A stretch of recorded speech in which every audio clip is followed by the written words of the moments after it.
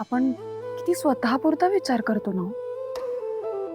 म्हणजे आपण आपल्या आयुष्यात इतकी बिझी असतो, बाहेरच्या जगात काय चाललंय, कोण कशाला सामोरं जातंय, कसे जगतायत, कशाशी आपल्याला काहीच घेणं देणं नसतं. म्हणजे बघ ना, त्या बाईसाठी तिच्या नवऱ्याचा मार खाणं ही रोजची गोष्ट आहे अगं. तिला काही वाटतच नाही येतं तसं. माहित नाही, पण तिचं बोलणं ऐकताना ना मलाच कसं तरी होत होतं. सिद्धिराज, आपलं घर आपल्यासाठी सगळ्यात मोठी सेफ स्पेस असतं.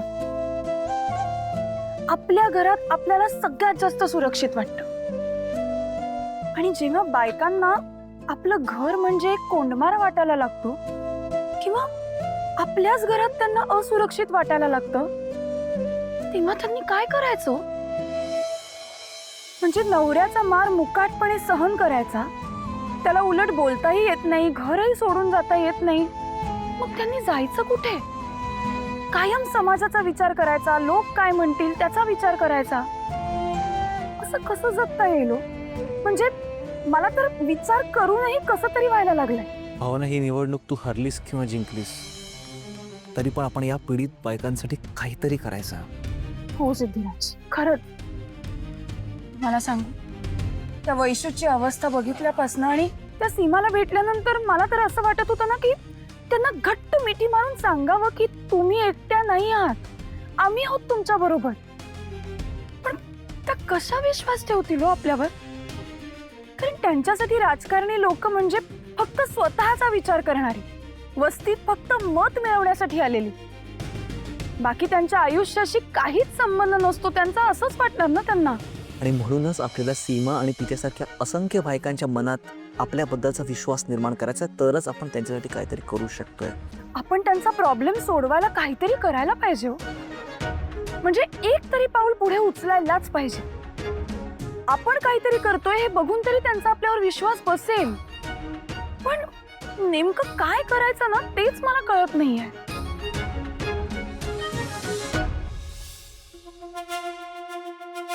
येस, मन्या. अगं मन्या, कॉलेजमधला.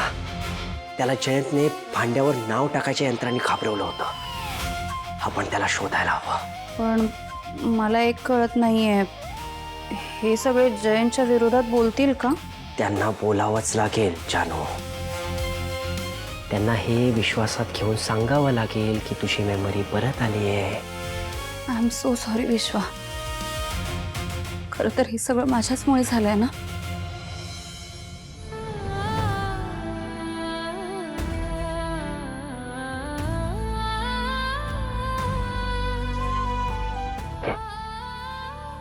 पाणी पी.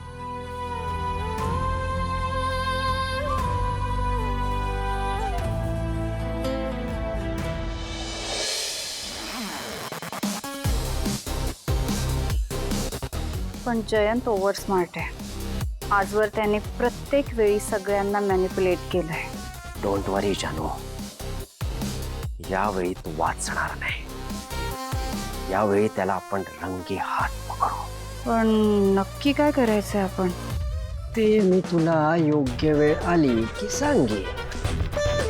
पण यावेळेस त्याची सुटका नाही बघ. त्याचा खरा चेहरा आहे ना, तो यावेळेस जगासमोर येणार. बाबा, जयंत घरी येतो म्हणाला तेव्हा चिडला होता का?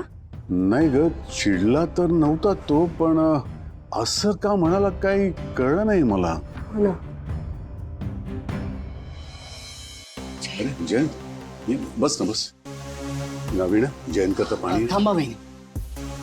बाबा मला सांगा, तुम्ही हा प्रयोग वरदचा प्रोजेक्ट करायचा म्हणून सुरू केला होता का? हो, मला वाटलं नव्हतं हा प्रयोग इतक्या पुढे जाईल. जयंत, आम्हालाही अजिबातच कल्पना नव्हती रे की असं काहीतरी होईल. म्हणजे नार्कोट. बाबा, तुम्ही जे काही केलंय ना ते इम्पॉसिबल आहे. म्हणजे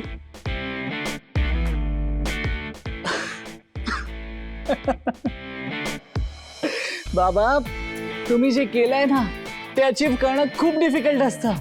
तुम्ही खूप मोठा शोध लावलाय. And Varad, you are actually a scientist, you are a genius. अरे बाबा मला काय वाटतं तुम्ही या आयडियाचं ना पेटंट रजिस्टर करून घ्यायला हवं. पेटंट म्हणजे काय? पेटंट म्हणजे हा शोध फक्त तुम्हीच लावलाय याचे लिगल राईट्स. म्हणजे जेव्हा आपण एखादा नवीन शोध लावतो, एखादं इनोव्हेटिव्ह प्रोडक्ट तयार करतो ना, त्याचं पेटंट रजिस्टर करणं खूप गरजेचं असतं. म्हणजे दुसरं कोणीही तुमच्या परमिशन शिवाय आणि तुम्हाला त्याचे पैसे दिल्याशिवाय तुमची आयडिया वापरू शकत नाही. तुम्हाला ऍक्च्युली याचे खूप पैसे मिळू शकतात. बरं, तू आणि तुझे आजोबा ना खूप फेमस होणार आहेत आता. जयंत, अरे आम्ही दोघांनी साधं प्रोजेक्ट म्हणून जे केलं होतं ते म्हणजे इतकं मोठं होईल, त्याचं असं काय होईल असं अजिबातच वाटलं नव्हतं रे. हो ना. जयंत, किती आनंदाची बातमी सांगितलीस रे. बरं, काकांना नमस्कार कर. ए, जा. बस बस बस बस, इट्स ओके. वहिनी थांबा, मी आलो, एकच मिनिट. वरद, हे तुझ्यासाठी आहे. कळलं? आता असेच एक्सपेरिमेंट करत राहायचे. आणि वरद, त्यात बघ मी काय काय आणलंय. एक्सपेरिमेंट करण्याचे किट आहेत, मोटर्स आहेत. आता तुला हवं ते कर.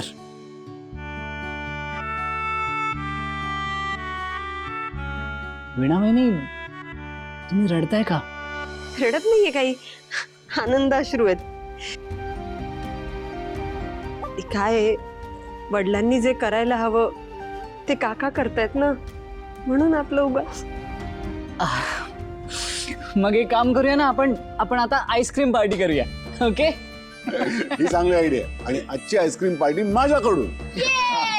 चॉकलेट आणि मँगो आईस्क्रीमचा पॅक आणायचा आणि म्हणजे आजीला पण खाता येईल.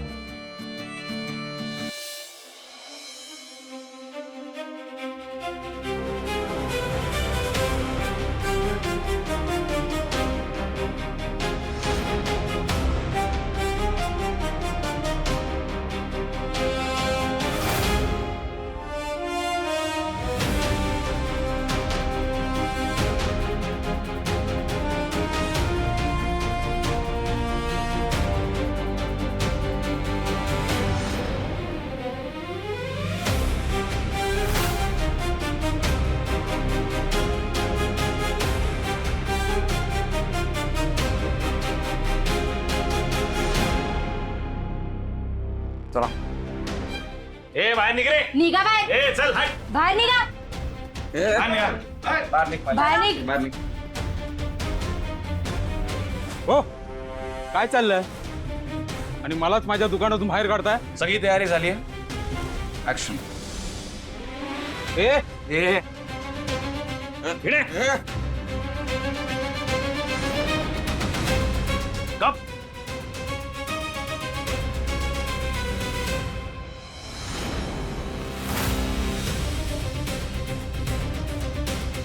हो, काय चाललंय? माझं दुकान का बंद केलं? कोण तुम्ही आणि तुम्हाला हक्क कोणी दिला माझ्या दुकानात येऊन दमदाटी करायचा? या सगळ्या बायकांनी हक्क दिलाय मला. तुमच्यामुळे या बायकांना रोज काय काय सहन करावं लागतंय माहितीये तुम्हाला? त्यामुळे इथून पुढे तुमचं दुकान बंद. ओ बाई, काय समजता काय तुम्ही स्वतःला? तुम्ही असं दुकान बंद करू शकत नाही. मालक, उघडा दुकान. उघडा काय उघडा? कसं उघडतात तेच बघते ना मी. मी इथे एकटी नाहीये, या सगळ्या बायका आहेत माझ्या बरोबर.